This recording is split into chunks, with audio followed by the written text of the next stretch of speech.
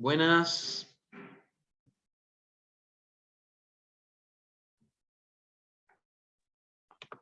Hola, Hola, buenas. Hola, buenas tardes. ¿Qué tal? Hola, ¿Cómo ¿qué están? tal? Hola. Les pido disculpas por la demora.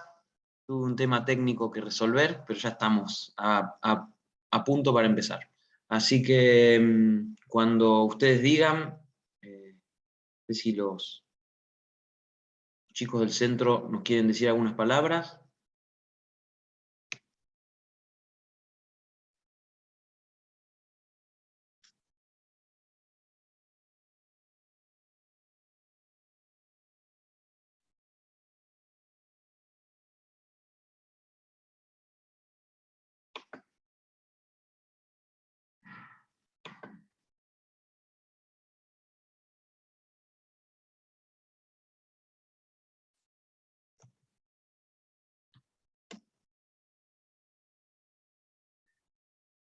Bueno, vamos a hacer lo siguiente.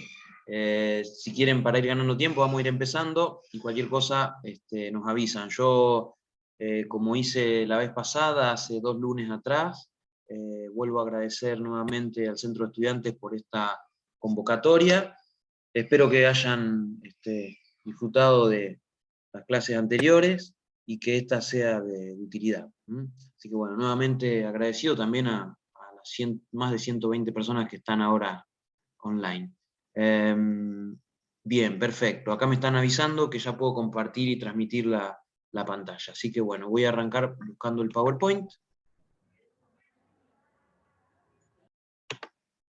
Y lo que me gustaría es que me digan si lo están viendo. Que alguien que pueda contestarme. ¿Lo ven? Oh, Ahora Sí, sí. lo vemos. ahora sí. Perfecto. Perfecto. Dice factores de riesgo cardiovascular. Bárbaro. Bueno, excelente. Vamos a arrancar entonces. Perfecto. Denme un segundo y ahí arrancamos.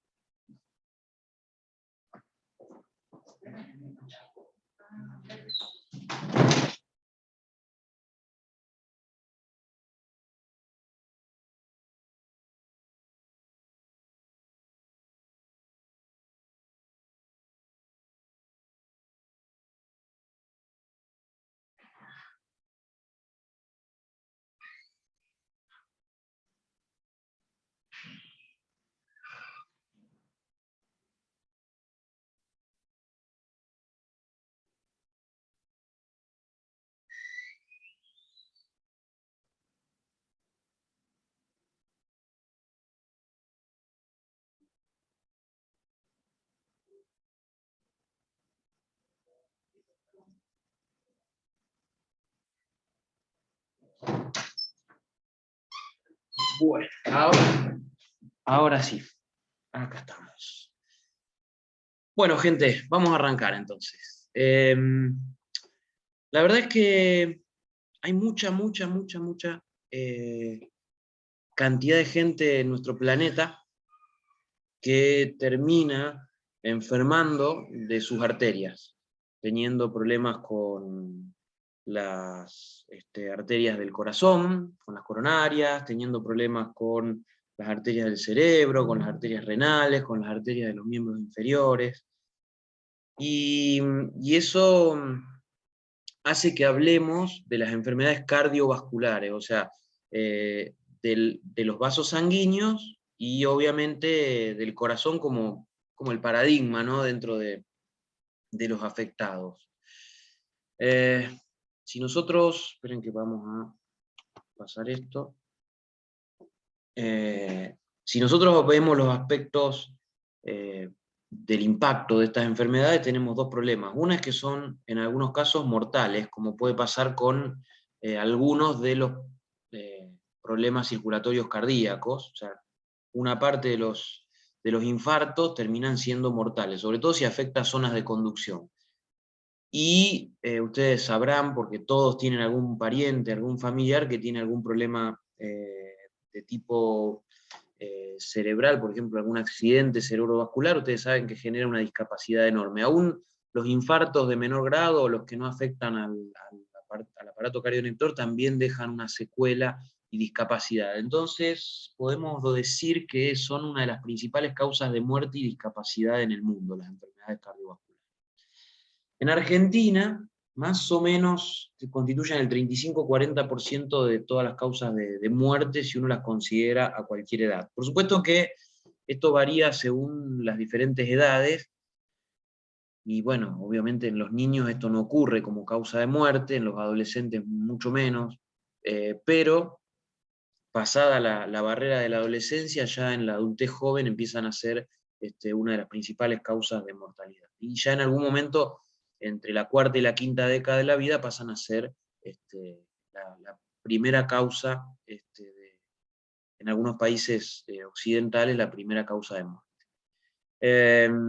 Con lo cual, estudiar qué personas tienen más riesgo, como para poder poner un foco, una atención ahí, es importante, es importante. O sea, si uno tiene herramientas como para prevenir, vieron que ustedes están cursando ahora, o han cursado ya, prevención de la enfermedad, el ciclo prevención de la enfermedad con las áreas de injuria y defensa, y uno hace mucho hincapié en la prevención, y por eso, en las unidades que corresponden a esto, en las unidades donde se termina expresando.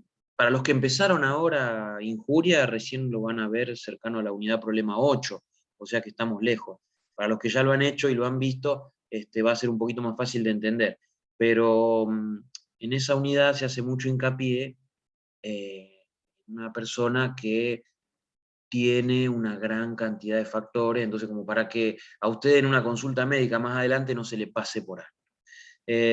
Entonces, vamos a hacer un mix donde entendamos las enfermedades cardiovasculares, pero también apuntemos, sobre todo al final de todo, vamos a hacer un resumen completo de todos los factores de riesgo que existen para hablar de la posibilidad de tener una enfermedad, y que esa enfermedad, por supuesto, lleve a la muerte o a la discapacidad. Se me corrió un poquito, no se asusten, ahí dice riesgo cardiovascular y se mezcló con estratificar el riesgo cardiovascular. Se debe tener en cuenta una serie de factores de riesgo: la presencia de daño de órganos blancos y de otras condiciones o resultados clínicos previos o concomitantes asociados con presión arterial.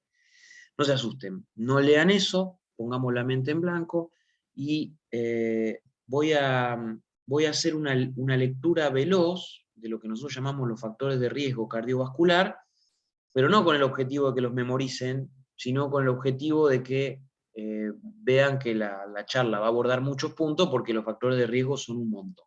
Es nada más que mencionarlos, pero después los vamos a tener que reflexionar. La edad, el sexo masculino, la hipertensión arterial, el colesterol elevado o hipercolesterolemia, el fumar, tener diabetes, tener lo que nosotros llamamos el antecedente genético, el antecedente familiar, pero en esto interviene mucho la genética como factor de riesgo, tener el HDL, que es, después vamos a ver en un ratito, el colesterol bueno, bajo, y tener, acá hay un error en la ya, pues LDL, o sea, el colesterol malo, elevado, tener sobrepeso o obesidad. Si es una mujer, estar en menopausia, algunas cuestiones de posición socioeconómica. Los extremos hoy en día, las poblaciones socioeconómicamente más bajas, después lo vamos a charlar a esto, tienen más riesgo, contrario a lo que se podría suponer, y el nivel educativo también. Pero ¿qué pasa? Esto es cuando una persona no ha tenido todavía nada. Pero después vamos a ver que hay datos de afectación de los órganos que ya nos indican que algo está pasando. Y bueno, cuando tenemos esos datos, ya tenemos que pensar que hay riesgo. Y ya tener enfermedades también nos habla de un riesgo aún mayor. Por eso me voy adelantando un poquito. Total, todo esto lo vamos a charlar durante la charla, valga la redundancia. Cuando hablamos de la unidad problema 8, en general se abordan las problemáticas de esta persona, que es una persona joven que viene a consultar si puede tener algún problema, y van a ver que los docentes les insisten mucho en buscar si esa persona no ha tenido ya un problema, si ya no ha tenido un infarto, si ya no tiene alguna alteración de los pulsos, etcétera, etcétera. Bueno, esto era nada más que a modo de presentación. Me parece que es importante que ahora nos vayamos directamente a uno de los puntos más importantes, que tiene que ver con la lesión básica que tienen las arterias del cuerpo humano, que van a definir que una persona pueda tener una enfermedad cardiovascular. Porque en realidad, si bien uno habla de enfermedades cardiovasculares así como una cosa genérica, en general cuando hablamos de factores de riesgo nos consumamos más a una patología que se llama aterogénesis o placa ateroma, o como la gente dice en forma más genérica, la placa de colesterol. Un nombre también muy común que se le da a esto, y yo creo que es el que voy a usar, o voy a elegir a partir de ahora en esta charla, es ateromatosis. En una época se le llamaba aterosclerosis. Hoy en día, si uno habla de aterosclerosis, es como que quedó con un término viejo. El término más usado es ateromatosis. Pero vuelvo a repetir, placa de ateroma, placa de colesterol, son todos sinónimos. Y aterosclerosis ya nos está hablando de dureza, y hablar de placa también nos habla de algo duro, algo que está sobresaliendo dentro de la circulación, y acá lo vemos en una imagen muy burda, ¿no? Por supuesto, pero como acá el diámetro de la arteria esta es grande, y acá tenemos un diámetro muy reducido. Las placas de colesterol o la ateromatosis está constituida por cúmulos de grasa. Muchas de esas grasas son grasas tipo colesterol. Ustedes saben que hay muchas grasas, triglicéridos, ácidos grasos, esfingolípidos, pero bueno, acá la que caracteriza a estas placas es el colesterol. Glóbulos blancos, o sea, la inmunidad presente, sobre todo hablamos más que nada de inflamación, células musculares lisas de la misma pared y tejido cicatrizal o fibroso. Hay una progresión de esta enfermedad de la estría grasa, que es algo casi normal, hasta el ateroma, que es algo patológico. O sea, nosotros nacemos con algo que denominamos estría grasa.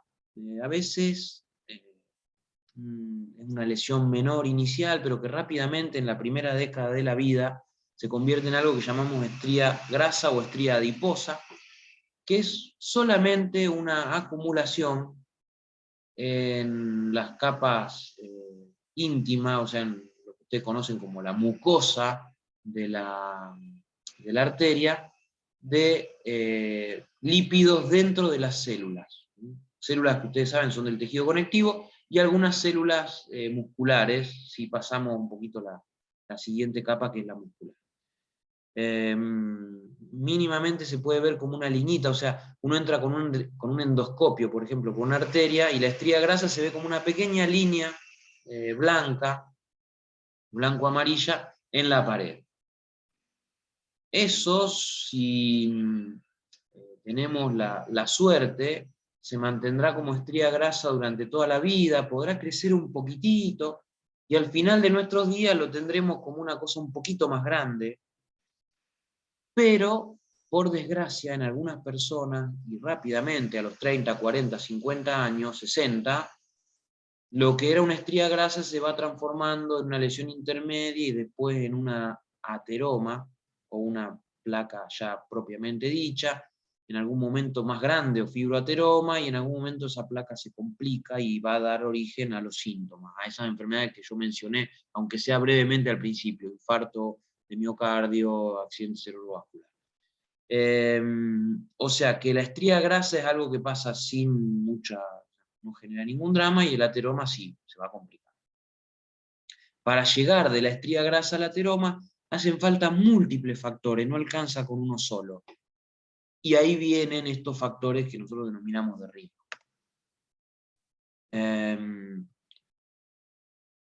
A ver, en la normalidad son máculas, como les decía, amarillas o blancas planas, no tienen más de 1 centímetro de longitud, no impiden jamás el flujo de la sangre y están presentes en prácticamente todos los niños mayores de 10 años tenemos. O sea que, a ver, todos ustedes tienen algunas estrías grasas o estrías adiposas, y con la edad, alguno de ustedes tendrá algunas placas o no, esperemos que no.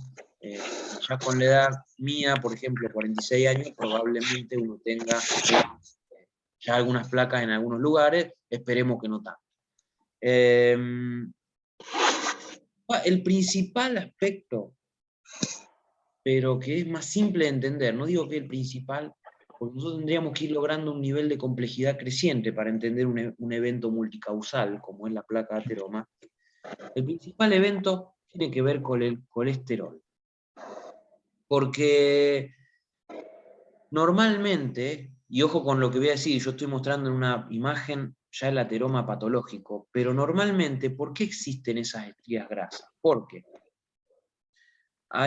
cuando ustedes vieron en primer año el manejo de los lípidos en química y algo en fisiología, cuando nosotros ingerimos el colesterol, que viene en una gran cantidad de alimentos, entra por los kilomicrones, va al hígado, y en el hígado se saca de los kilomicrones y se mete en una lipoproteína llamada LDL, lipoproteína de baja densidad. Esa lipoproteína se encarga de transportar colesterol hacia todos los órganos que necesitan colesterol, y la verdad que son un montón, porque todos los órganos funcionan con membranas celulares y las membranas necesitan colesterol. Ni hablar de las hormonas que se tienen que fabricar con colesterol, como el cortisol, las hormonas sexuales. Pero bueno, lo importante es que todo el cuerpo necesita colesterol. Entonces las LDL, que son estas lipoproteínas de baja densidad, llevan colesterol a los tejidos, tienen receptores en las arterias para ser captados por la arteria y dejar el colesterol, así como lo tiene en otros tejidos. Y ese colesterol normalmente es retirado de los lugares donde está sobrando por otra lipoproteína que sale vacía del hígado, pero se va a ir llenando con el correr de la circulación en el torrente sanguíneo, que se llama lipoproteína de alta densidad, o HDL. Las HDL son las que normalmente sacan el colesterol de los tejidos y las LDL son las que ingresan el colesterol a los tejidos. ¿Para qué sirve tener estrías adiposas? Se cree que es un buffer, es una especie de lugar intermedio donde el colesterol se va guardando para cuando sea necesario de sacar, además de ser sacado del hígado cuando se necesite, también está en las arterias. Y eso es lo normal. ¿Qué pasa cuando empezamos a tener un poquito más del malo, perdón, que es así se le llama al LDL colesterol, no porque sea malo, sino porque lleva colesterol a las arterias, y si está en alguna cantidad mayor puede ser malo, porque se empieza a acumular dentro de la estría, y las células, sobre todo macrófagos, se cargan con mucho más lípidos que lo normal. Las células que más se cargan de lípidos son las células propias del tejido, y células propias del tejido son o los fibroblastos o los macrófagos, pero los fibroblastos tienen mucha menos capacidad de captar grasas, en cambio los macrófagos pueden captarlo por fagocitosis. Así que es mucho más común que se carguen los macrófagos. Si se empieza a acumular y no sale la cantidad que tiene que salir por las HDL, por ejemplo, porque las HDL están bajas, ese acúmulo puede llevar, como vamos a ver ahora, al ateroma o la forma patológica. Entonces, como las LDL son las que llevan colesterol a las arterias, se les dio el nombre de colesterol malo, aunque en realidad no tiene nada que ver, porque el colesterol es el mismo, nada más que una lipoproteína que hace entrar colesterol a las placas. Las HDL son consideradas las buenas, o el colesterol bueno, porque son lipoproteínas que sacan colesterol. Creo que lo vamos a mostrar, pero la cantidad normal de colesterol, o lo que sería hasta normal de colesterol LDL, son unos 150 miligramos por ciento, y lo que sería normal de las HDL sería unos 50. Mientras más altas estén las HDL, mejor. Mientras más bajas estén las LDL, peor. O sea, perdón, mientras más altas estén las LDL, peor. O sea, si aumentan las malas, peor. Si bajan las buenas, también es peor. Vamos a seguir avanzando un poquito. Si en un proceso como este que mencionábamos recién, donde se empieza a cargar colesterol en los macrófagos, llega un momento donde la cantidad de colesterol es muy grande, los macrófagos no pueden captar más, se saturan de colesterol, y eso hace que el colesterol quede en el tejido conectivo. Cuando queda en el tejido conectivo, empieza a cristalizar. Bueno, como cuando ustedes ponen, no sé, por ejemplo, esto es un mate cocido. Ustedes le ponen azúcar acá adentro y revuelven, desaparece. Le ponen un poco más, desaparece. Y llegan a ponerle mucho azúcar, por más que revuelvan, van a ver que siempre queda algo en el fondo cristalizado. Eso es lo que pasa acá con el colesterol. El colesterol no se puede solubilizar en agua, por lo tanto es muy fácil y rápido que el colesterol quede cristalizado dentro de lo que antes era una estría. Y ya ahora tenemos dos cosas: macrófagos cargados de colesterol, y tenemos esto que acá está representado como unos cosas blancas, como si fueran unas hojitas blancas. Esos son colesteroles, amarillos. Yo lo estoy viendo amarillo. Esos cristales de colesterol, imaginémoslo muy burdamente, pero muy burdo, como si fueran pedazos de vidrio ahí. Aparte, no se olviden que acá de este lado pasa la sangre a toda velocidad en una arteria, y esto es comprimido, esto se comprime todo el tiempo, y esos cristales generan daño. Y como ustedes vieron, el daño, lo hablamos hace 2 semanas atrás, el daño genera inflamación.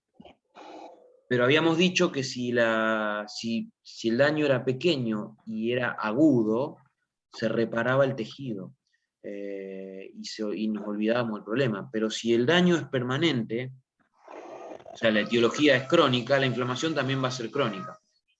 Y va a haber entonces, como en toda inflamación, un infiltrado de leucocitos, o sea, glóbulos blancos, como decíamos al principio, y con el tiempo fibrosis. ¿Se acuerdan que habíamos dicho que las enfermedades crónicas, cuando había inflamación crónica, reparaban prácticamente siempre con fibrosis? Así que el combo de un ateroma es, como decíamos antes, macrófagos cargados de colesterol, cristales de colesterol, glóbulos blancos infiltrando y fibrosis. Esto es la placa de colesterol o ateromatosis, el proceso de ateromatosis. No solamente los macrófagos captan grasa, esto sépanlo bien, las células musculares también se llenan de colesterol, y acá están representadas como que están abajo las células musculares lisas, pero muchas veces también pasan a esta zona y quedan deformadas por la gran cantidad de colesterol. Ya que cuando la placa es grande, la mucosa, digamos, los sectores de la íntima, vamos a hablar correctamente como le gusta a los histólogos, la íntima está dañada, pero también muchas veces eso llega a la placa media, a la zona muscular. Ahora, ¿qué pasa? El hecho de que esté esto acá, también muchas veces genera que el endotelio sufra, por diversos motivos. Uno de ellos tiene que ver con, por ejemplo, que sobre la placa se produce una especie de flujo turbulento. O sea que esto, digamos, hay que pasar una placa, entonces la sangre hace esto, un torbellino, y de repente empiezan a despegar a veces algunas células, o las células sufren presión, y eso genera también un daño crónico que nosotros llamamos la lesión endotelial. Esa lesión endotelial colabora con el daño, y aún muchas veces, sin existir tanta problemática con el colesterol, esto de tener más de 200 de colesterol total, o menos de 50 del bueno, o más de 150 del malo, muchas veces con la sola lesión endotelial alcanza. Y la lesión endotelial no es solamente producida por esto que nosotros llamamos el flujo turbulento, sino que también muchas veces colaboran otras estructuras. Por supuesto, esto ahora lo vamos a ampliar, Nos vamos a concentrar un rato en cada una de estas cosas. Pero la diabetes, que genera una glicosilación de proteínas que se encuentran en la membrana basal, generan daño, o que se despeguen las células, y eso genera daño. La presión arterial, imagínense un vaso. ¿Ustedes ven mis manos cuando yo hago el gesto? ¿Me están viendo a mí? Sí, profe. Sí, sí. Bueno, Sí, profe. si una cosa es la arteria que está levemente comprimida por el flujo contra toda esa placa, que ya sabemos que tiene fibrosis, tiene cristales de colesterol, y otra cosa es que esto esté mucho más comprimido permanentemente por una presión más alta. Ahora vamos a hablar en un ratito que presiones por encima de 140, de 130, 135, de sistólica, ya van a dañar mucho más una placa, van a generar mucha más lesión endotelial, para en algún momento generar ese daño y esa lesión, esa inflamación crónica, y que esta placa crezca. Las placas también crecen con la lesión que generan, bueno, son más de 200 los químicos que tiene el cigarrillo, el tabaco. Cuando uno quema tabaco y aspira todo ese humo, entran más de 200 tóxicos conocidos, algunos son más bien cancerígenos, otros son más bien destructores de endotelios. Así que hay una gran cantidad de fumadores que van teniendo crecimientos acelerados de placas, producto de la lesión endotelial que genera esos químicos. Los radicales libres, ahora vamos a hablar un poquito de los procesos de oxidación en nuestro cuerpo, sobre todo cuando estamos en procesos de estrés. Vamos a tener la generación de radicales libres, y esos radicales libres también generan lesión endotelial. Así que hay muchos procesos que empeoran esto, que lo van haciendo cada vez más grande. O sea, la placa va creciendo por un montón de factores. Por eso, voy avanzando acá un puntito más, cuando nosotros le damos título a esta charla, es factores de riesgo cardiovascular. Ahora los vamos a ir viendo después como factores de riesgo. Acá lo estamos viendo implicados en la fisiopatología de la placa. Entonces, miren que yo acá no veo porque tengo casi toda la pantalla media compósita. Quiero correr de lugar. Un segundito. Vamos a correr acá. Yo planteé, para entender ateromatosis, que dividamos. ¿Se acuerdan cómo hicimos en inflamación, que vimos etiología, fisiopatología y clínica? La idea acá es, para usar un poco mejor la pantalla, hablar de etiología acá arriba, o sea que yo acá voy a ir poniendo todas las etiologías posibles, causas. Acá abajo vamos a hablar de la fisiopatología de la ateromatosis, y acá vamos a ir poniendo una tras otra la clínica que nos puede llevar a tener esta placa. ¿Se acuerdan que clínica eran las evidencias de la enfermedad? O sea, las evidencias de que esta enfermedad está activa. Que lamentablemente, en el caso de la enfermedad cardiovascular, son cosas muy serias. Bien, empecemos con esta enfermedad. Se llama hipercolesterolemia. La hipercolesterolemia es una enfermedad marcada por la genética, por el aumento de las LDL colesterol, o sea, las lipoproteínas malas. Las lipoproteínas malas, estas que normalmente son hasta 150 miligramos por ciento, esto lo van a ver después, más adelante en la UP8, pero no quiero adelantar tanto, los datos tan concretos no. Hoy me interesa que recuerden bien los factores de riesgo, pero para el que le interese le cuento. El que tiene más de 150 de LDL suele tener alto el colesterol total, porque en general las LDL suman hasta 150, las HDL hasta 50, más o menos 50, entonces 150 más 50 da 200, entonces uno dice el colesterol total sumado entre las LDL, las HDL, suma 200. Más arriba de 200 hablamos de hipercolesterolemia. Y pueden haber casos que hay veces que el colesterol alto da elevado porque las HDL, que son las buenas, pueden estar muy arriba. Pero no es mucho más lo que puede subir arriba de 200. Y es así, cuando nosotros pedimos colesterol, siempre lo pedimos desglosado también en LDL y HDL.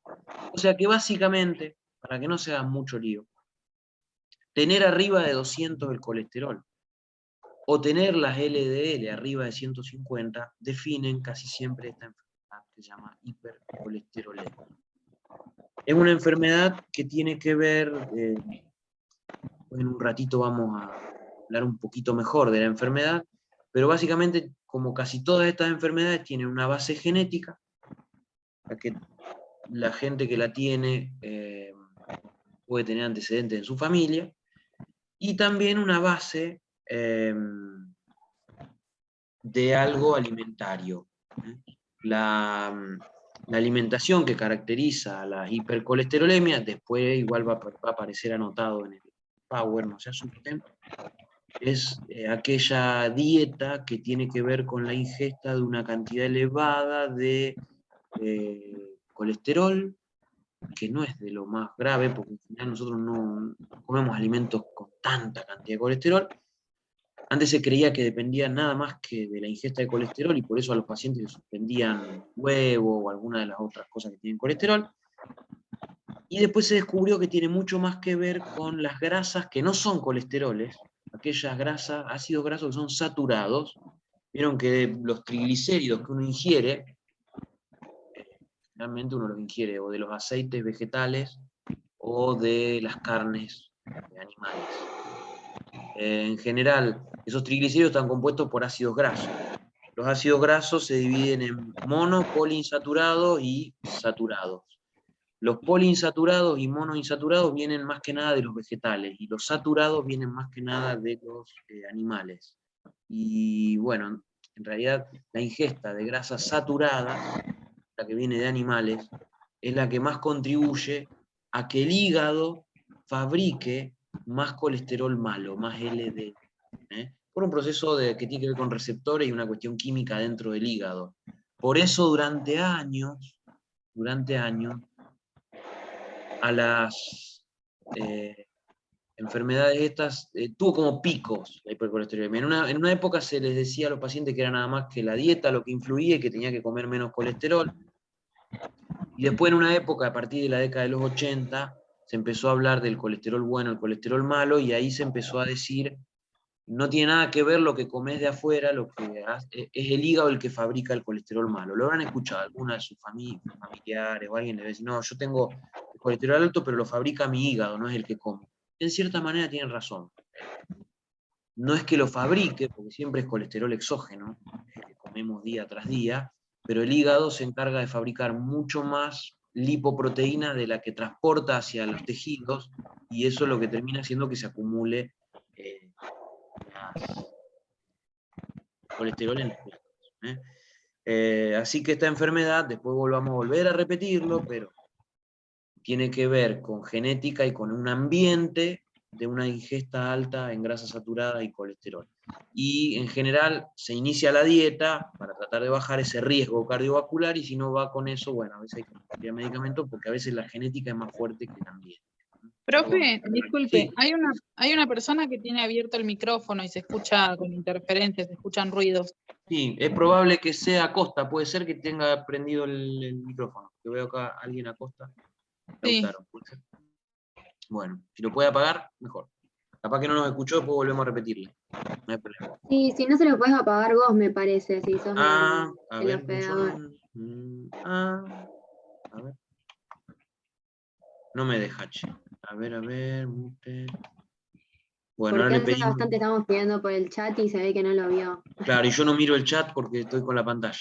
Bueno, espérate, voy a mandar a los organizadores, un segundito. Porque yo no sé que no tengo privilegio para.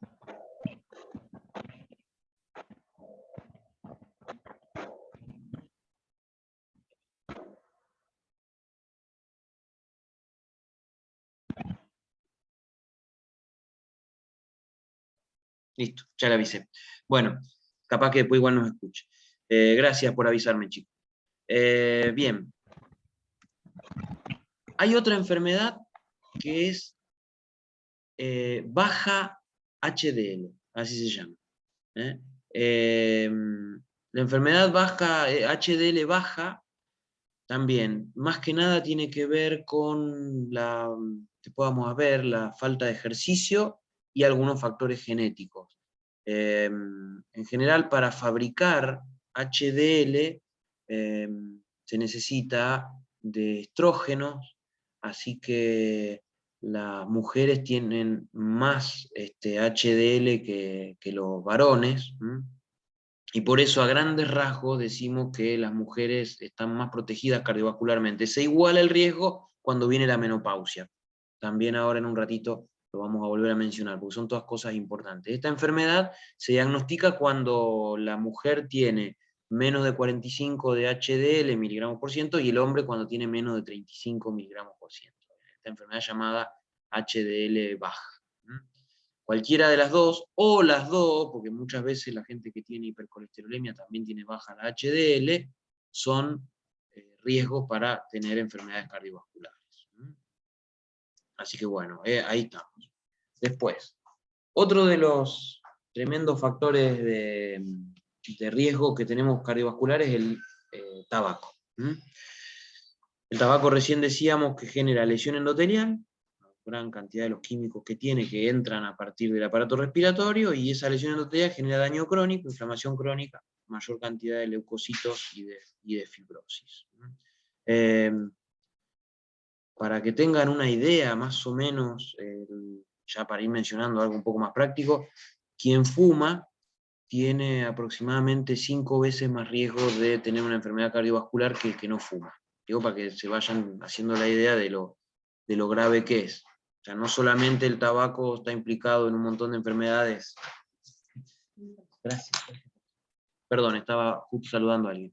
El tabaco no solamente está implicado en cuestiones que tienen que ver con cáncer, sino que también está muy implicado en la enfermedad cardiovascular. Y también conocen ustedes, o se habrá ido sabiendo con estos tiempos de COVID, que el tabaco está muy relacionado a esta enfermedad llamada EPOC.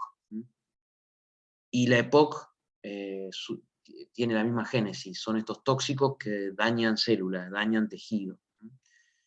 Bien. Diabetes. ¿Qué podemos decir de la diabetes? La diabetes es una enfermedad muy grande, como para explicar acá en una clase de factores de riesgo. Y es una enfermedad que afecta a muchas cosas, pero también es muy importante que genera riesgo cardiovascular. Para que tengan una idea, tener diabetes, bien, una diabetes completamente ya demostrable, y tenemos aproximadamente más de 4,1, creo que 4,1 es el riesgo, o sea, 4 veces más riesgo de tener un evento cardiovascular que si no tenemos diabetes. Incluso hay variantes de menor jerarquía que la diabetes, como lo que se llama la alteración de la glicemia en ayunas, que después, cuando vayan en la unidad, en la última unidad tienen la 10, estudian ahí diabetes, y van a ver que las personas que todavía no tienen diabetes, podríamos llamarle prediabetes, y que a veces tienen entre 110 y 126 miligramos por ciento de glucemia, pero no tienen todavía una diabetes manifiesta, tienen el doble de riesgo de morir de un evento cardiovascular o de tener un evento cardiovascular. O sea que aún sin diabetes, la prediabetes ya es de riesgo. Por eso hoy día también a los pacientes que tienen esa diabetes precoz o incipiente, también generalmente se los trata. En general, todos, salvo los insulinodependientes, que son los pacientes con diabetes tipo 1, en general el tratamiento inicial es dieta y ejercicio. Pero cuando yo hablo de tratamiento, no quiero que se exprese como que estoy hablando de medicamentos. Pero bueno, así a grandes rasgos, para que me entiendan, y voy a tratar de ser breve y tómenlo como una historia por ahora. Cuando llegue la unidad de diabetes hay que verlo en serio, ¿no? Pero hay, digamos, dos tipos de diabetes. La tipo 1, que es cuando el páncreas se deteriora, deja de haber insulina, y al dejar de haber insulina suben los niveles de glucosa en sangre. Y si esto, bueno, puede dar un montón de cosas agudas, pero que hoy se tratan bien con insulina. O sea que antes se moría el paciente, al cabo de un mes de diabetes se podía morir porque no tenía insulina, y ahora eso se puede mantener. Pero si las glucemias siguen elevadas, aún con insulina, porque la dieta no está bien controlada y está por arriba de 110 permanentemente con el transcurso de los años, empieza a haber lo que llamamos trastornos crónicos. Eso también puede pasar en la diabetes tipo 2, que es una enfermedad distinta, es una enfermedad donde hay lo que se llama resistencia a la insulina, generalmente una tendencia genética y después es por comer mucha cantidad de alimentos. O sea, la genética más comer en grandes cantidades, la dieta actual, lleva a la hiperproducción de insulina y la insulina los receptores empiezan a hacer lo que se llama resistencia para resistirse al efecto tan potente de la insulina, y entonces después termina habiendo una insulina que no funciona porque los receptores no funcionan.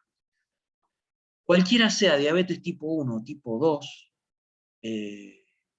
los cambios de glucosa hacia arriba, o sea, estar más allá de 110 cuando estamos en ayunas, o después de comer valores más altos, lo que pasa es que siempre que lo queremos diagnosticar lo hacemos en ayuna para tener un parámetro, niveles elevados de glucosa en sangre por encima de lo normal, llevan a múltiples cosas. Por ejemplo, les tiro. La glucosa esa empieza a pasar al cerebro en mayores cantidades y el cerebro empieza a guardar en las neuronas, en algunas neuronas, esa glucosa como un producto que se llama sorbitolia y toxicidad neuronal. Entonces los pacientes van a tener determinados síntomas neurológicos por tener durante 10, 15, 20 años las cifras de glucemia alta. Durante mucho tiempo va a filtrar en más cantidad la glucosa en la membrana de filtración del riñón y con el tiempo va a haber problemas. Y entonces vamos a tener una nefropatía diabética. Con el tiempo, la glucosa se va a ir filtrando hacia esto que tenemos abajo de las células, acá estoy mostrando con el puntero, abajo de las células endoteliales está la membrana basal, y va generando lo que se llama glicosilación proteica. O sea, las proteínas de la membrana basal se empiezan a pegotear con glucosa. Y esa membrana basal pegoteada con glucosa empieza a funcionar mal. Si esto fuera un capilar, por ejemplo, no dejarían que pasen los líquidos y los gases que tienen que pasar. Por eso muchas veces los pacientes con diabetes empiezan a tener atrofia en algunos, sobre todo en los miembros inferiores. Pero en este sector de las arterias, no en los capilares, el problema suele ser que esas glucosas pegoteadas a la membrana basal terminan con el desprendimiento de la célula, y eso, al arrancarse la célula, genera daño endotelial. Es una forma simple de conceptualizarlo en la cabeza, no es tan fácil. La glucosa alta también genera una serie de eventos distintos ahí a nivel de la inmunología local, bueno, hay un montón de cosas, ¿no? De hecho se llaman productos de la glicosilación, los pajes, bueno, después lo van a ver, pero así a grandes rasgos, no hay que olvidarse que la diabetes, glicosilando las proteínas de las membranas basales, genera lesiones endoteliales o progresa al daño, la inflamación crónica, y bueno, lo que ya conocen, que la placa siga creciendo. La hipertensión arterial, enfermedad que a día de hoy, junto con la diabetes, la hipercolesterolemia y la baja HDL son de las más frecuentes. Yo no les tiré cifras, pero después de los 40, 50 años, casi la mitad de la población tiene una hipercolesterolemia. Después de los 40, 50 años, el 10% de la población tiene diabetes tipo 2, por ejemplo. La tipo 1 se ve en el 1% de la población mundial, pero la tipo 2 se ve en el 10, 15% de la población arriba de los 40 años, 50 años. La hipertensión arterial se ve en casi el 20, 30% de la población mayor a 50 años. O sea, estamos hablando de ¿quién no conoce en su familia un hipertenso, un diabético, un tipo que ya tengo el colesterol alto? O sea que, y encima, como vamos a ver después, estas enfermedades se mezclan y muchas veces tenemos coexistiendo las enfermedades, y hablamos del síndrome metabólico. Bueno, en un ratito llegamos a eso. La hipertensión arterial es una enfermedad que tiene múltiples aristas y la van a trabajar después bien en una clase particular. Pero así a grandes rasgos, la más frecuente de todas, que es la hipertensión esencial, también tiene que ver con una cuestión de la genética más el ambiente. O sea, hay una genética que predispone a mucha gente a conservar líquidos en el cuerpo. Esa genética la trae gran parte de la población, o una parte importante, porque gracias a que esa gente tiene una genética para guardar líquidos, es que el mundo pudo también sobrevivir alejándose de los ríos. O sea, el ser humano en la evolución ha ido alejándose de los lugares que le generan, digamos, la tranquilidad para poder buscar algunos nuevos horizontes.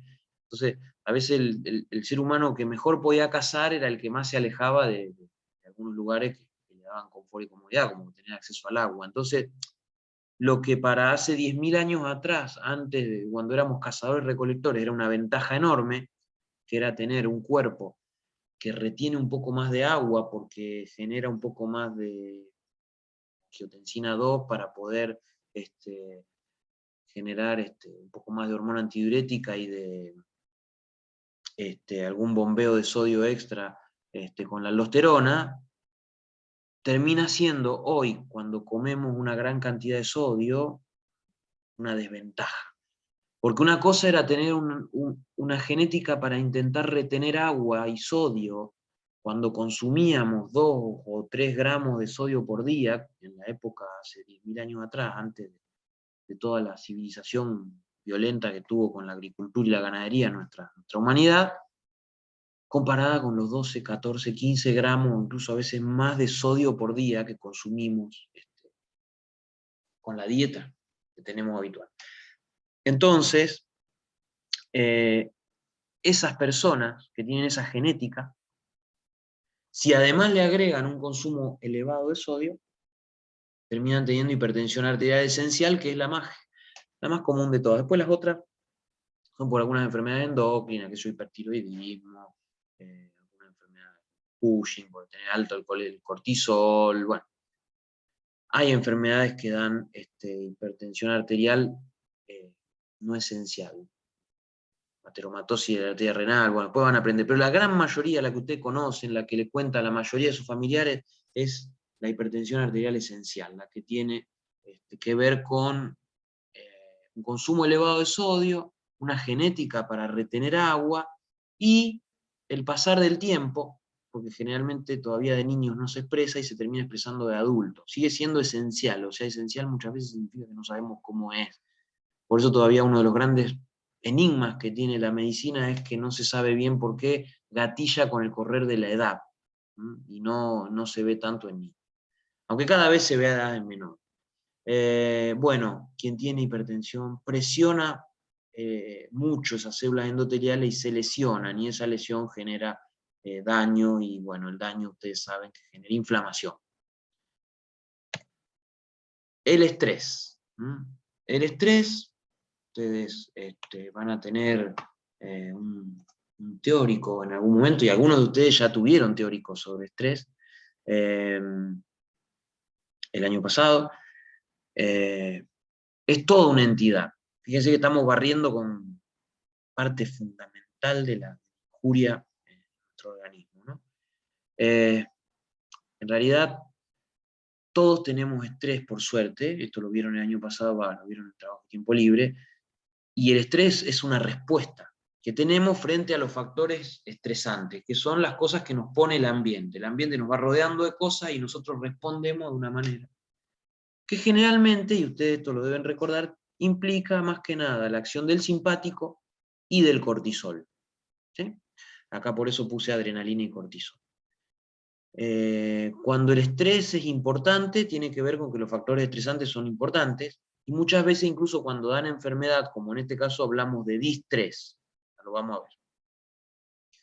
Pero todavía la jerga en todos lados dice que el estrés es un factor de riesgo. Y tienen razón, no hay tanta diferencia entre hablar de estrés y distrés, porque el borde es ahí. Distrés es cuando es el estrés que nos afecta. ¿Qué pasa? La adrenalina y el cortisol, si ustedes hicieran memoria y pensaran en todo lo que vieron, yo sé que es difícil, pero muchas veces tenían como acciones producir, si van a la química, reacciones de tipo catabólicas, no anabólicas. Por ejemplo, les recuerdo, A ver, la adrenalina, por ejemplo, produce glucogenólisis, lipólisis. Si hablamos del cortisol, produce glucogenólisis, lipólisis, bueno, obviamente beta-oxidación, produce también proteólisis, o sea que el cortisol bueno, también produce gluconeogénesis, pero para llegar a la gluconeogénesis hace proteólisis. O sea que son hormonas que hacen catabolismo más que anabolismo. Por eso, obviamente, se usan para la producción de energía cuando estamos frente a factores estresantes. ¿Qué pasa? Los procesos catabólicos son en su mayoría oxidativos, y cuando son oxidativos en presencia de oxígeno siempre dejan como residuos radicales libres de la oxidación. Los van a ver en un seminario de química.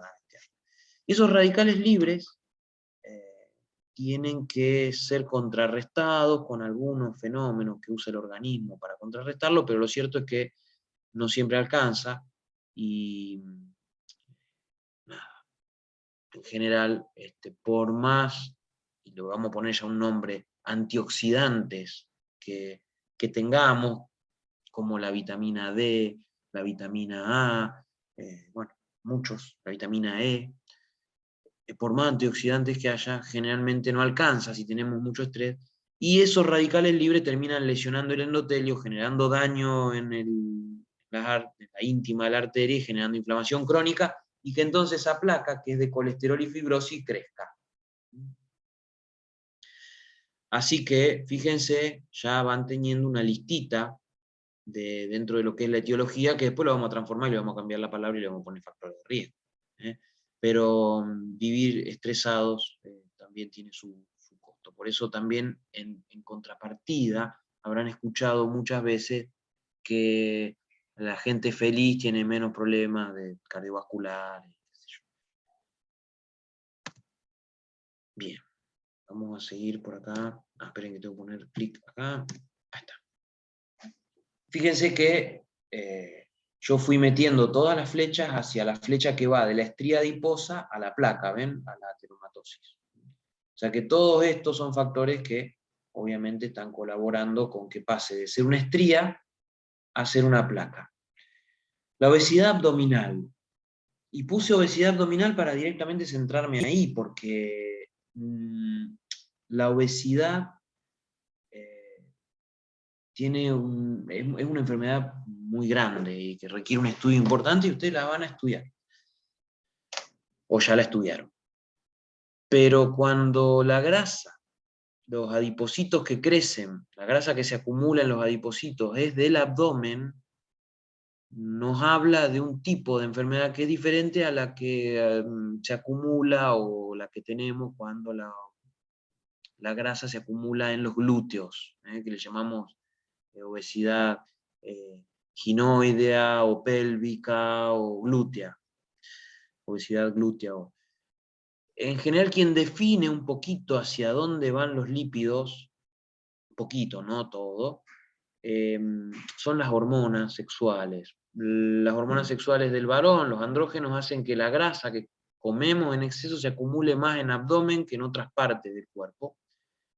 Y los estrógenos hacen que la grasa se acumule un poco más en los glúteos. Esto es por una cuestión de tendencia natural a que la grasa, por una cuestión, digamos, de reproductiva, vaya a la cola para que tengamos una mayor posibilidad de, vamos a decirlo así, calefaccionar al huevo fértil, o sea, digamos, al embrión, o sea, a ver, no sé, ahí las aves, porque una gallina saca el huevo y después le da calor por fuera empollándolo. En el caso de la mujer, ustedes saben que cuando está en su etapa ya de progestacional, digamos, si se produjo el embarazo, o incluso aún no produciéndose el embarazo, pero cuando hay progesterona, en la segunda mitad del ciclo sube la temperatura corporal medio grado. Gran parte de eso tiene que ver con la lipólisis que se hace sobre los adipocitos pardos, que son casualmente los que más están en las zonas glúteas, por este motivo. Después, por supuesto, hay adipocitos pardos por todo el cuerpo para producir calor cuando hace frío. Las hormonas tiroides empiezan a activarse cuando hace frío, y generan una lipólisis de la grasa parda que está en todo el cuerpo. Ahora, en el abdomen la grasa que se guarda no es la parda, es la grasa blanca, la grasa amarilla, como se le dice. ¿Se acuerdan? Eran adipocitos que generan una única vacuola grande, se aumentan mucho de tamaño, y son adipocitos que cada vez que se les mete la grasa en la vacuola, liberan mediadores químicos inflamatorios. Acá lo puse. Cuando se guarda la grasa en los adipocitos pardos, no se liberan mediadores químicos inflamatorios. Uno de los mediadores químicos inflamatorios, en realidad le llamamos mediador químico inflamatorio, porque es un mediador químico inflamatorio, pero a su vez también es una hormona, que es la leptina, y este es un proceso que en realidad es útil. ¿Se acuerdan que ustedes veían en primer año que cuando se guardaba la grasa en los adipocitos abdominales, o vamos a decir en los adipocitos amarillos, se liberaba leptina que iba a nuestro cerebro para decirnos que haya saciedad, y a su vez que pongamos algún pequeño grado de compensación, de lipólisis compensatoria, para quemar un poquito lo que se guardó en exceso, que era lo que se conocía como el adipostato. En resumen, acumular mucha grasa a nivel de, por ejemplo, los glúteos, no libera mediadores químicos inflamatorios, pero acumular grasa a nivel del abdomen, que esto es mucho más común del hombre, por eso seguimos incorporándole riesgo al hombre en todo esto, va a generar mediadores inflamatorios, como las leptinas y las interleuquinas, que colaboran con la inflamación crónica de la placa. O sea, que los mediadores que se liberan en los adipocitos después viajan por sangre a todo el cuerpo, y en muchos lugares dan inflamación crónica. La obesidad abdominal es una enfermedad inflamatoria. Después vamos a ver que el que tiene asma empeora sus bronquios porque se inflaman más los bronquios por culpa de esos mediadores inflamatorios. El que tiene EPOC empeora su EPOC. El que tiene lupus empeora su lupus. Por eso muchas veces la obesidad se intenta tratar cuando tenemos también otra inflamación crónica en el organismo, porque sabemos que no solamente le va a hacer bien para prevenir las enfermedades cardiovasculares, sino, y las articulares, etcétera, sino que también mejora las enfermedades inflamatorias. Porque la obesidad abdominal da un estado inflamatorio. Y como la placa es un estado inflamatorio, obviamente tener obesidad aumenta el riesgo de placa. Así que bueno, fíjense que hay un montón de enfermedades que llevan, y de estados, porque el estrés es un estado más que nada, esto es una adicción, el tabaco, pero llevan a la generación de placas. La génesis de la placa. Fíjense, acá. Puse hombre. Ser hombre o ser mujer posmenopáusica lleva a un menor nivel de estrógenos que el que tienen las mujeres, y eso genera un menor nivel de HDL protectora. Yo hace un rato les mencionaba que entre los estimulantes que se conocen de la producción de la lipoproteína, esta llamada HDL o proteína buena, están los estrógenos. También está la actividad física. Pero por eso habrán escuchado 200.000 veces que hay que hacer 30 minutos de actividad física al día para poder tener bajas las HDL y evitar muchas de estas otras enfermedades, porque hacer ejercicio también combate la obesidad, también combate la hipertensión, también combate la diabetes. O sea que el ejercicio físico no es un factor de riesgo cardiovascular, es un factor de protección. Pero volviendo al tema, porque ahora podemos poner sedentarismo acá dentro de estos factores etiológicos, tener estrógenos protege, y por lo tanto no tener estrógenos hace que las HDL bajen en los hombres y en las mujeres posmenopáusicas, y eso hace que se dificulte la salida de colesterol de la placa. Se dificulte la salida de colesterol. La estría llega a la placa ateroma por un montón de estos factores etiológicos que se van sumando y superponiendo, pero también llega por la edad.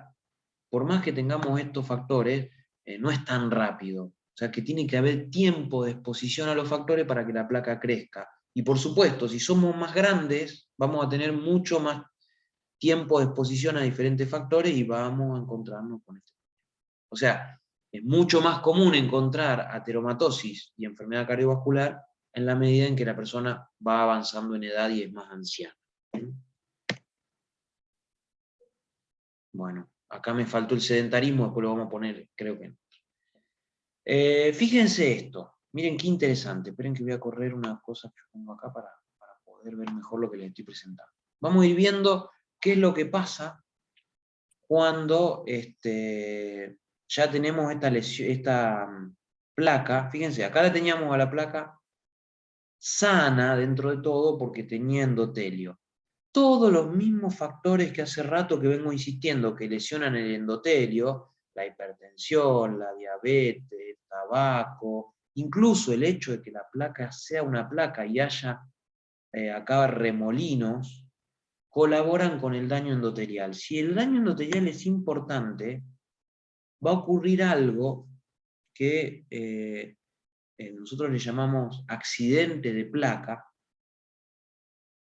y que lo van a comprender los que ya vieron trombosis, perdón, los que ya vieron hemostasia lo van a entender mejor, los que todavía no vieron hemostasia se las debo, pero igual van a tener una clase. De hecho yo soy el que doy la clase de hemostasia después para injuria. Cada vez que se rompe un endotelio, aparece el contacto con el subendotelio que tiene cargas negativas y se activa la cascada de la coagulación y aparecen un montón de factores que hacen que la plaqueta se active, y las plaquetas se pegan y los factores de la coagulación forman una malla de fibrina y lo que terminan teniendo es lo que se llama un coágulo, que es ese famoso tapón con el que se tapa una herida, por ejemplo, cuando está sangrando, pero que acá, como no hay ninguna herida, y lo único que hay es un vaso sanguíneo, este tapón, que nosotros llamamos normalmente coágulo, pasa a llamarse trombo. Y estuvo de recontra moda con el COVID, habrán escuchado, que el COVID promueve la trombosis. La trombosis es la generación de un coágulo adentro de un vaso que tapa la arteria. Y bueno, depende de dónde esté, puede producir, si está en el corazón, lo que se llama infarto agudo de miocardio; si está en el cerebro, accidente cerebrovascular; si está en un miembro inferior, un infarto de miembro inferior; o si está en una arteria renal, infarto renal. Por ejemplo, en las arterias coronarias, que es lo más común, una de las cosas más comunes, fíjense lo que es tener 90% de una arteria bloqueada, 30%, 50% de estas arterias están bloqueadas, y de repente imagínense que tienen un 30% de bloqueo acá. Tienen un 90% de bloqueo, se daña el endotelio, y de repente acá se forma un coágulo, ¡truc!, que tapa, ahí, donde estoy marcando con la flecha. Y bueno, a partir de ahí, esa arteria se quedó sin circulación, o sea que si la sangre venía en este sentido, todo lo que viene después se quedó sin sangre, y toda esta zona se murió. Con lo que ustedes vieron en anatomía patológica, que se llama infarto. Acá tienen un infarto. Esto es todo el corazón normal, fíjense, rojo, color normal, y esto que tienen acá, que la flecha esta negra lo marca, todo esto blanco acá o amarillento, es lo que se llama un área de necrosis. Ahí hubo necrosis isquémica, se murió el tejido, hizo un infarto. Ese tejido no lo recuperan más. Puede seguir funcionando el corazón con una debilidad que dejará una insuficiencia cardíaca para toda la vida, o puede llegar a la muerte, porque si ese lugar tenía, por ejemplo, una parte del aparato cardionector, que ese corazón haga un paro cardíaco y la persona se muera en el momento. Por eso a veces es muy importante mantenerlo con vida un tiempo más con las maniobras de RCP. Acá tienen, por ejemplo, desde una arteria normal que pasa con una estría grasa, que no pasa nada, ¿se acuerdan? A veces las placas fibrosas chiquitas todavía son silentes, no pasa nada, y cuando la placa es grande, una placa ya ateromatosa, puede dar lo que se llama angina de pecho, que después, esto para más adelante, al no haber un coágulo, acá arriba, cuando no hay coágulo, lo que puede pasar es que igual no le llegue la misma cantidad de sangre a una arteria, a una zona, perdón, cuando hay una placa y esa persona está haciendo un ejercicio. Entonces, muchas veces estas placas no joden mientras estemos en reposo. Y cuando empezamos a hacer un ejercicio, la sangre por acá no alcanza a pasar como tiene que pasar en grandes cantidades y las zonas siguientes del tejido empiezan a sufrir una hipoxia, es decir, falta de oxígeno. Eso no genera infarto, muchas veces no se muere porque le genera gran dolor al paciente y entonces el paciente para la actividad. Se llama angina de pecho. El paciente, por ejemplo, de repente sube corriendo una escalera, le agarra un dolor acá en el corazón, un dolor precordial, y rápidamente se normaliza. Eso nos da un indicio, eso es un indicio muy fuerte de que puede haber una placa. Y lo otro que puede pasar es que de repente esa placa se rompa, tenga un coágulo arriba, como vemos acá, y ahí tenemos el infarto o la muerte.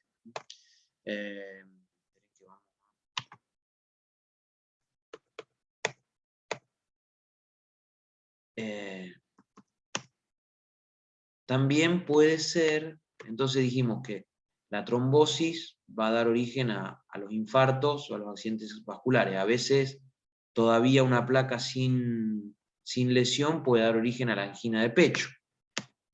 Eso también puede pasar en el cerebro, de la misma manera. En el cerebro el homólogo a la angina de pecho es lo que se llama el accidente isquémico transitorio.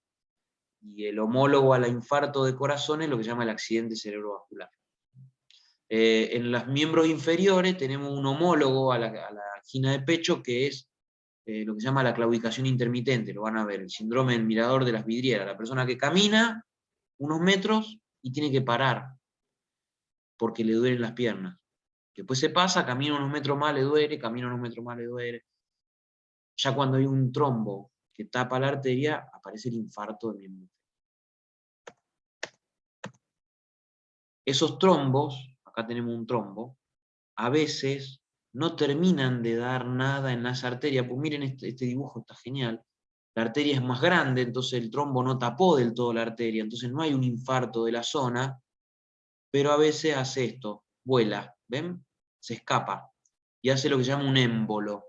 Y como las arterias van de mayor a menor, se van achicando en las sucesivas divisiones, se van haciendo cada vez más chicas, ese émbolo que viene, en algún momento se estanca. Y hace lo mismo que si fuera un trombo en un lugar más chico. Ya genera lo mismo, infarto. Es muy común la embolia, por ejemplo, qué sé yo, desde las carótidas hacia las arterias cerebrales. En las carótidas hay mucha presión, el trombo puede ser chiquito y en un momento se desprende y va a una arteria cerebral y ahí genera el accidente cerebrovascular. Fuera de todo este contexto, pero también si una persona tiene trombosis en las venas, que es otro fenómeno distinto, a veces esos trombos migran como émbolos hacia el pulmón, por ejemplo, y hacen lo que se llama el tromboembolismo pulmonar. Hay muchas formas de embolia. Acá tenemos de nuevo lo que habíamos visto antes, pero un poquito más desarrollado. Arteria sana le dona sangre a los tejidos, mucha cantidad o menos cantidad según el grado de necesidad que tenga el tejido. O sea, esto es lo normal. Así funcionan los corazones de todos ustedes, que son normales. Así funciona, por ejemplo, capaz un corazón de una persona que tiene una placa, dando la angina de pecho, la isquemia transitoria. Un problema de oferta-demanda. Hay una demanda grande acá, donde el músculo recibe el oxígeno, que ahora está trabajando de más, está haciendo mucha frecuencia cardíaca, porque estamos haciendo un ejercicio importante, y no le llega lo que tiene que llegar. ¿Por qué? Porque está esto tapando. Le llegaba cuando estaba en reposo, pero ahora no le llega. Eso es lo que se llama isquemia transitoria, que da la angina de pecho o el accidente isquémico transitorio cerebral. Y esto ya es el infarto por trombosis directamente. Acá sí ven el trombo y acá ya se obstruyó todo.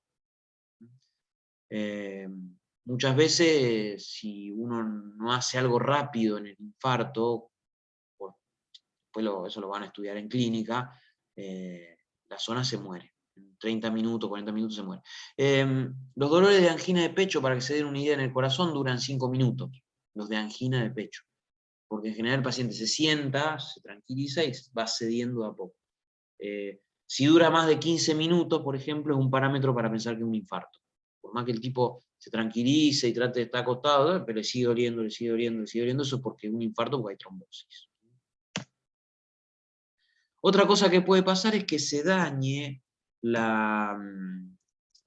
el centro de una arteria, lo que sería la muscular, porque esa placa fue horadando, incluso llega a debilitar la pared. ¿Vieron cuando alguna vez algún familiar de ustedes o algún amigo chocó una goma de auto contra un cordón, quedó más débil y se formó un globito? Porque la zona tiene gran presión y ya está debilitada la pared, entonces se forma como un globo. Bueno, eso es el aneurisma. Se debilitó la pared y la mucosa sale hacia afuera, se hace como bueno, todo en realidad, todo, termina saliendo para afuera y formando una bolsa. Acá tenemos un aneurisma de aorta, pero hay aneurisma por todos lados, dependiendo de dónde esté la placa. Hay aneurismas que no dependen de las placas, por ejemplo, hay muchos aneurismas cerebrales que son congénitos, con los cuales nacemos. Pero el resto de los aneurismas generalmente se van produciendo con la edad a medida que vamos teniendo placas de ateroma. El problema del aneurisma es que si lo congeniamos con una hipertensión severa, de repente, con una crisis hipertensiva o algo, el aneurisma se puede romper y generar un accidente cerebrovascular hemorrágico, o generar, por ejemplo, una hemorragia masiva que la persona muere si es una ruptura de aneurisma de aorta. Hay aneurismas que se llaman disecantes, esta es una enfermedad un poco más compleja, después la van a ver, donde el aneurisma va por dentro de la misma arteria. Bueno, hay una gran cantidad. Pero la complicación del aneurisma es la ruptura y el sangrado. Y después con el tiempo, después de muchos años de placa y placa y placa, muchas veces la placa termina calcificada y eso endurece mucho la arteria y la arteria deja de funcionar como tiene que funcionar, porque la arteria es flexible. Eso también es un problema. Aún una persona que durante años tuvo una placa y nunca le pasó nada de esto, muchas veces tener la arteria calcificada es un problema. O sea que fíjense, etiología, fisiopatología, que es lo que fuimos viendo en cada una de estas imágenes, cómo se iba alterando la fisiología normal, y clínica. La clínica de todas estas enfermedades, trombosis, embolia, isquemia transitoria, aneurisma, que cada uno tiene su nombre según el lugar a donde afecte. Infarto, accidente cerebrovascular, etc. Bien, vamos a bajar de nuevo todos estos factores. A ver, vamos a correr un poquito esto para que yo no les haga mucho lío. Ahí estamos. Bien. Estos son los factores que vimos recién que colaboran con que se formen las placas, ¿sí? Fíjense cómo vamos a ir poniendo algunos otros factores que yo fui mencionando durante el transcurso de la charla como elementos de la genética y del ambiente. Fíjense, hay un montón de enfermedades que tienen que ver con la genética. Por ejemplo, para tener hipercolesterolemia hace falta tener una base genética. Después influye más o influye menos, pero tenemos una base genética. Para tener hipertensión arterial también hay una base genética. Para tener diabetes también hay una base genética.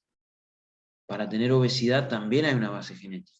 Y yo le agregaría, lo que pasa es que no quiero complicar la imagen, que la genética también está implicada en el tabaco, porque hay una genética para caer en la adicción de tabaco también. Hay una genética para ser hombre también, para la diferencia entre hombre y mujer, también es genética en el más básico de los aspectos del sexo genético, porque bueno, obviamente después están todas las otras características que ustedes aprendieron en sexualidad, género y reproducción, pero digamos, como que la genética es mandatoria para que tengamos todo esto. O sea que es imposible no preguntarle a una persona cuando estamos frente a ella en un consultorio si su padre o su madre o su abuelo han tenido enfermedades cardiovasculares. Por eso en la historia clínica ustedes ven permanentemente que les mencionan permanentemente en las clases, pregunten antecedentes familiares, pregunten antecedentes familiares. Es una parte vital de la historia clínica. Y después hay factores que son ambientales. Por ejemplo, las dietas ricas en grasa saturada y colesterol será un fenómeno ambiental que hace que tengamos más hipercolesterolemia. Tener una dieta con alta ingesta de calorías lleva a tener obesidad. ¿Sí? Ustedes lo saben esto. Comer de más lleva a tener obesidad. Por supuesto, teniendo una genética de base.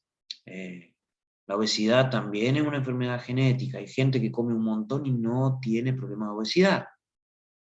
Pero igual los genes de la obesidad están, los poligenes, porque son un montón, están recontra insertos en nuestra sociedad. O sea que gran parte de nuestra población tiene genes para hacer obesidad. ¿Por qué? Y me voy a poner más un poco en historicista o antropologista, no sé cómo le quieran decir. Porque nuestra evolución natural ha hecho que los que más sobrevivían hasta hace 10.000 años eran los que tenían la posibilidad de guardar más grasa. Porque hasta hace 10.000 años, cuando todavía no teníamos ni caza, ni recolección, ni ganadería, ni agricultura, sobrevivía el que mejor podía depositar grasa. Tenía más chance de sobrevivir unos días más en ayunas, cuando venía el frío y no podían conseguir alimento, etc. Entonces esos genes fueron prevaleciendo. Lo que pasa es que en esa época, como se comía tan poco o tan pocas veces, nunca había obesidad, y eran genes que en esa época eran buenos. Hoy, en algunos lugares de nuestro planeta, no en todos, donde el alimento puede abundar, o a veces abunda el malo, igual las personas a veces comen, los pobres también pueden engordar, tener obesidad, porque hay muchas veces ingesta de alimentos de baja calidad, pero altamente calóricos. O sea que no es un mal, lo que quiero dejar claro, que la obesidad no es un mal solo de las clases sociales altas, porque comen mucho. También la pobreza genera este tipo de alimentación. Pero hay algunos lugares del mundo donde predomina la desnutrición. Imagínense estos lugares que ahora están en guerra, el puerto de Mariupol, por ejemplo, que hace 25 días que no reciben alimentos. Bueno, ahí no va a haber un descenso de la obesidad en esa población. Pero bueno, esas dietas también generan diabetes. O sea, ambientalmente, dietas con altas ingestas de calorías también favorecen la diabetes tipo 2. Lo van a estudiar. Dietas con alta ingesta de sodio también son importantes para generar hipertensión arterial. Hace un rato hablábamos.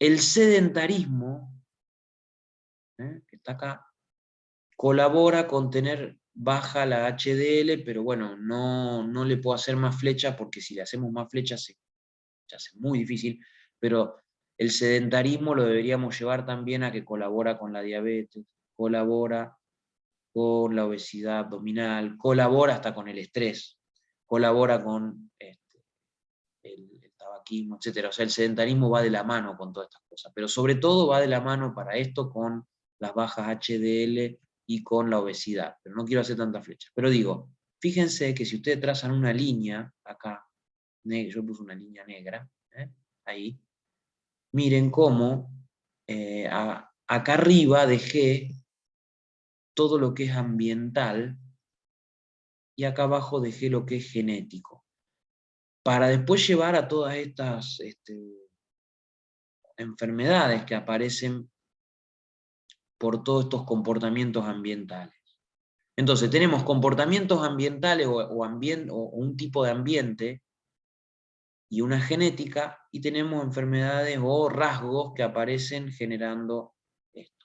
A todo este combo completito, todo lo que yo estoy rodeando con la flecha, le llamamos factores de riesgo cardiovascular. O sea que básicamente, a pesar de que comer de esta manera me lleva a esto, yo lo puedo decir de las dos maneras. Yo puedo decir, uy, descubrí que una persona tiene colesterol alto, tiene un factor de riesgo cardiovascular.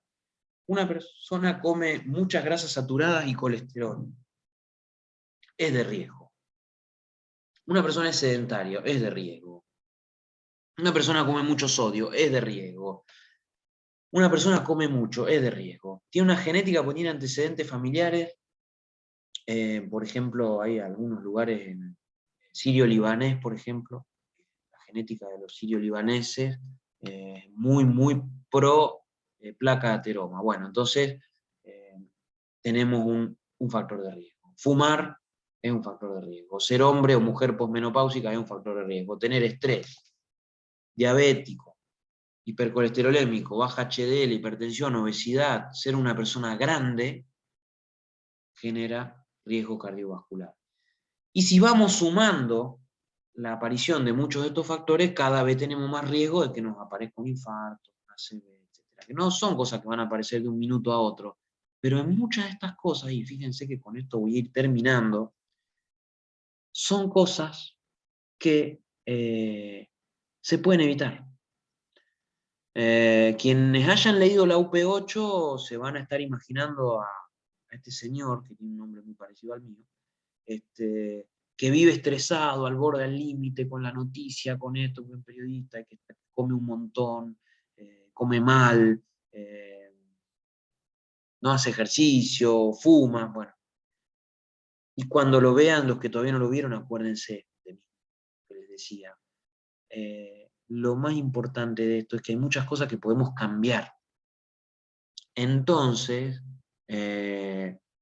si descubrimos una persona que todavía no tiene la enfermedad desarrollada o la tiene, igual podemos operar dándole las herramientas para que tenga una buena calidad de vida. Ordenarle la alimentación, la nutrición, ordenarle el ejercicio físico, y con la premisa de hacer que deje de fumar si fuma, que si tiene alguna de estas enfermedades la podamos controlar, que baje de peso si tiene obesidad abdominal, que baje el colesterol si lo tiene elevado, que eleve su HDL, etcétera, etcétera. Si vive estresado, bueno, tratar de inculcarle una mejor calidad de vida, si se puede, hay veces que no se puede.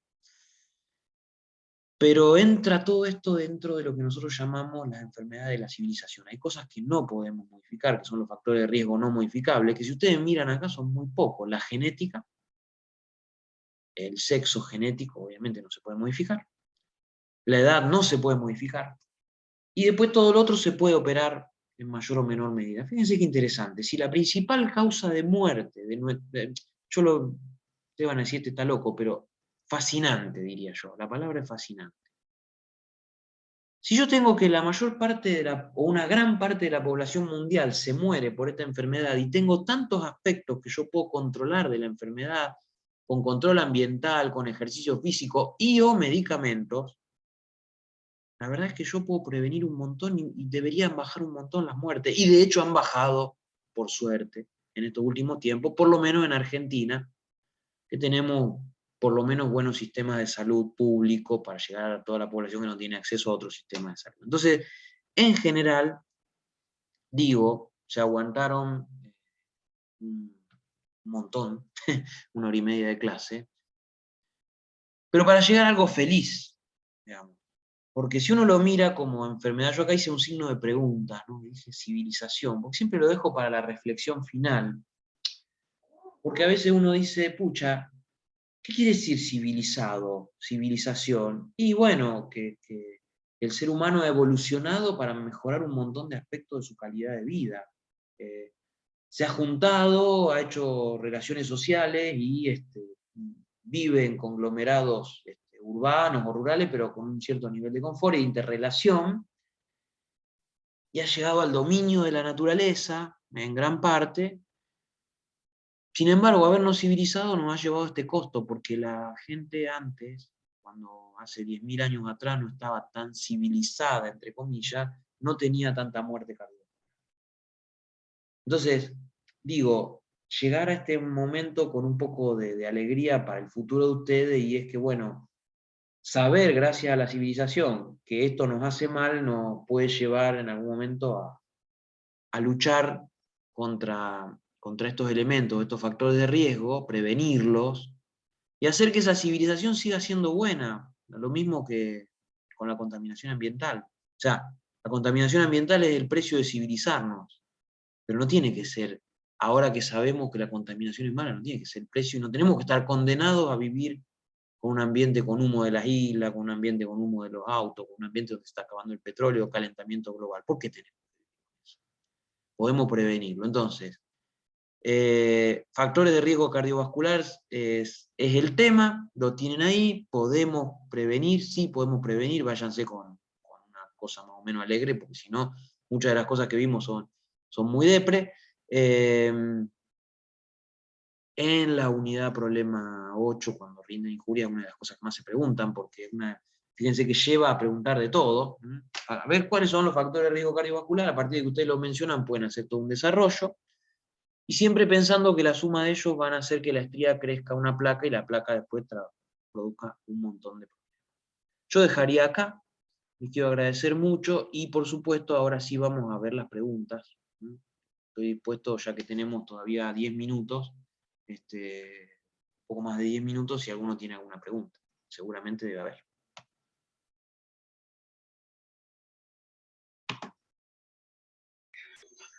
Profe, yo tengo una consulta con respecto a la angina de pecho. ¿Cuál es la diferencia entre la estable y la inestable? O sea, la estable yo sé que cede al cesar el ejercicio o a cesar la fuente, pero la inestable no encontré diferencia todavía. Mira, esta ya es una pregunta extremadamente puntual y está buenísima. Después voy a responder a Milena, que también puso algo muy interesante como pregunta hace unos minutos. Te digo, en general, hay una diferencia muy importante fisiopatológica, no tanto clínica, aunque ahora vamos a ver que también se puede observar en la angina. La angina estable no tiene trombo. A ver, te lo voy a mostrar con una imagen. Acá, vamos al PowerPoint. Acá está, mira. ¿Ves? La angina estable, que es esta, no tiene trombo. La angina... ustedes lo ven bien, ¿no? Pues yo tengo acá arriba un montón de cosas y no lo veo, pero espero estar... Vamos a tratar de llevar esto para acá. Ahí está. Por las dudas, por si ustedes también ven esto. A ver. La angina estable se da en una placa no complicada, mientras que cuando se produce una ruptura de placa y se genera una trombosis, se genera la angina inestable. ¿Qué pasa? En la angina inestable todavía hay algo de pasaje de sangre, no es tan oclusiva como cuando se produce el infarto, y entonces la angina inestable es casi como la angina estable, pero dura un poco más de tiempo. ¿Y sabés por qué se llama inestable? Porque de repente clínicamente, y acá va la diferencia, también en la estable uno logra una estabilidad en el tiempo. O sea que, por ejemplo, vos que debés haber leído un poco más, la estable durante meses el paciente le agarra el síntoma al mismo nivel de ejercicio. O sea, por ejemplo, el paciente te viene y te describe, mire doctor, yo cuando subo 20 escalones me duele. Si subo 5 no me duele. Si subo 15 tampoco. Si subo 10 no. Pero usted sabe que a los 20 escalones me duele. Eso es porque la placa tiene siempre el mismo tamaño. Entonces siempre al mismo nivel de ejercicio le agarra. Ahora, qué sé yo.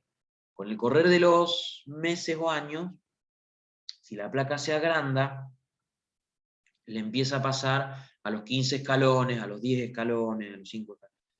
En cambio, en la inestable es muy parecida a la estable, o sea, el dolor dura menos de 15 minutos, por ejemplo, pero le empieza a pasar a niveles muy irracionales de ejercicio. Capaz que él venía teniendo siempre a los 20 escalones el dolor, y de repente ahora le pasa a los 5, otro día le pasa a los 10, o le puede pasar hasta en reposo.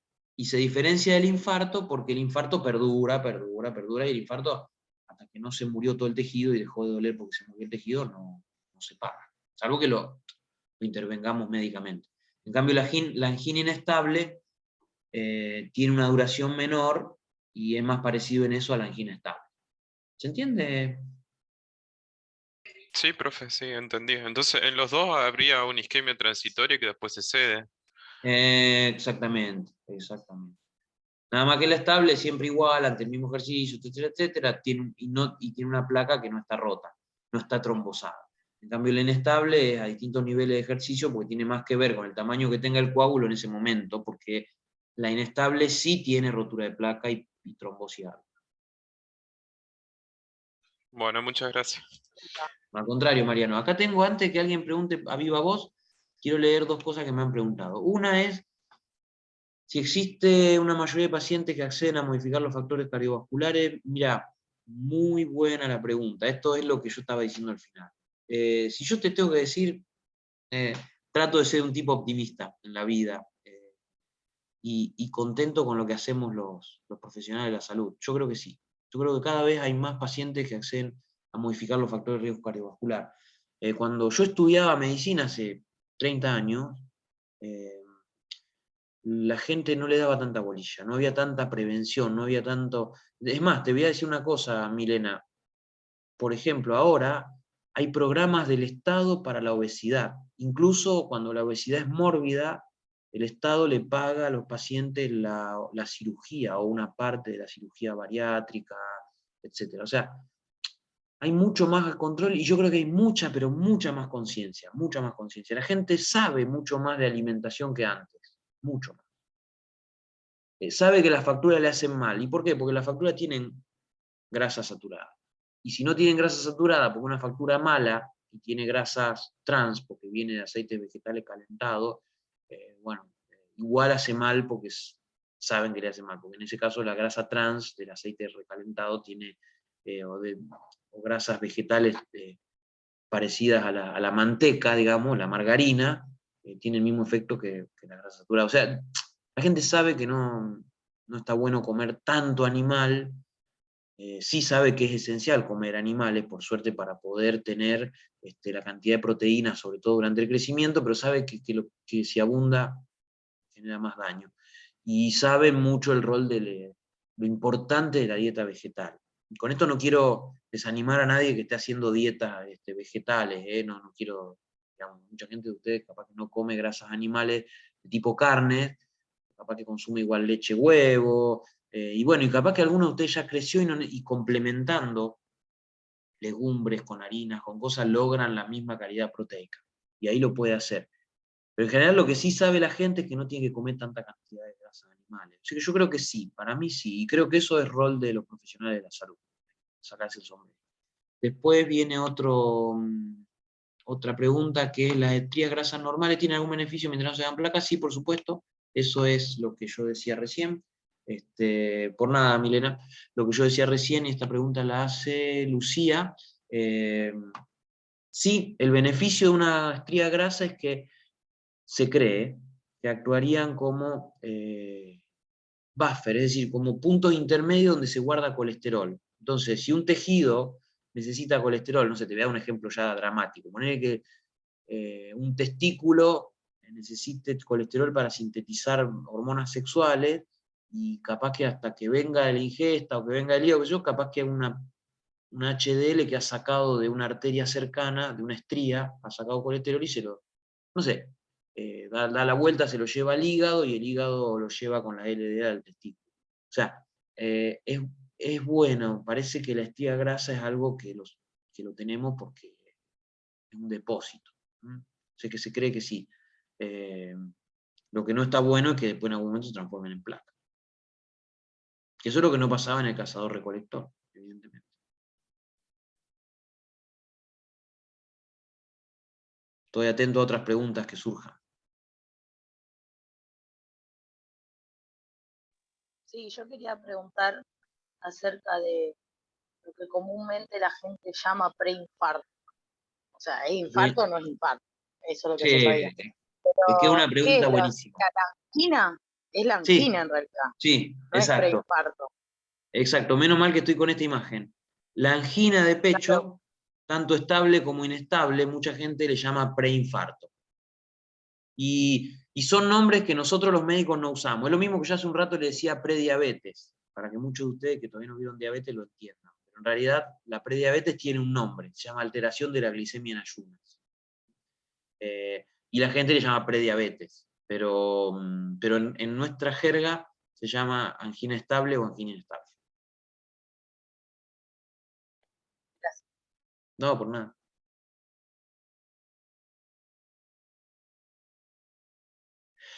Vuelvo un poquito al tema de inflamación del otro día y una cosa que nada que ver, pero como la falta de oxígeno genera dolor en el corazón, no querríamos nunca llegar a una angina estable en ninguna persona. Pero si hoy una persona tiene una angina estable, le va a dar dolor. Y fíjense, al fin y al cabo, el dolor, cómo sirve para después ir al médico y para que después ese médico lo mande a un cardiólogo y el cardiólogo le ponga un stent, que es un resorte acá, para que la placa quede expandida. Digo, no va a ser lo mismo, pero ya hablando de prevención terciaria, hay mucho para hacer con una placa así estable. Entonces, ahí el dolor sirvió. Todavía se puede hacer mucho en este paciente. Ya cuando llegamos al infarto, y bueno, ahí fallaron muchos elementos previos. Incluso puede haber fallado los sistemas de atención de salud, ¿no? Pero los sistemas que promueven la salud, la promoción de la salud. Pero digo, fíjense cómo el otro día yo decía el dolor al final termina siendo importante, porque nos avisa.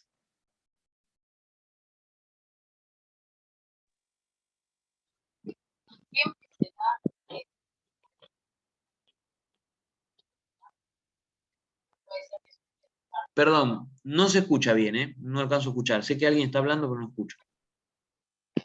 Y siempre se da, por ejemplo, cronológicamente, primero la angina y después el infarto, o directamente una persona puede tener un infarto de la nada, Sí. antes de que se sienta la angina.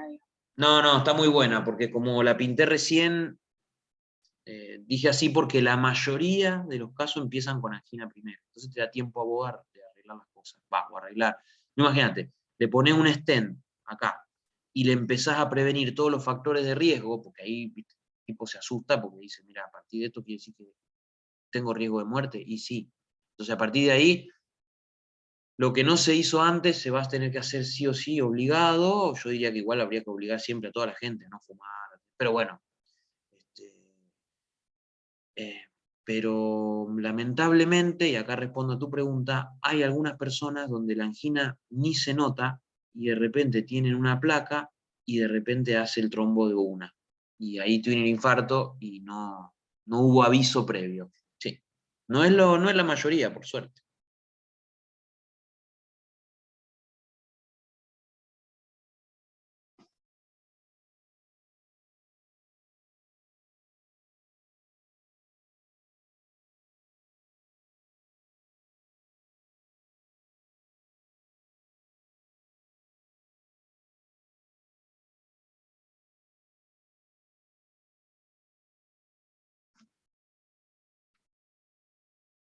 Bueno, no sé si hay alguna pregunta más. A ver si en el chat lo veo.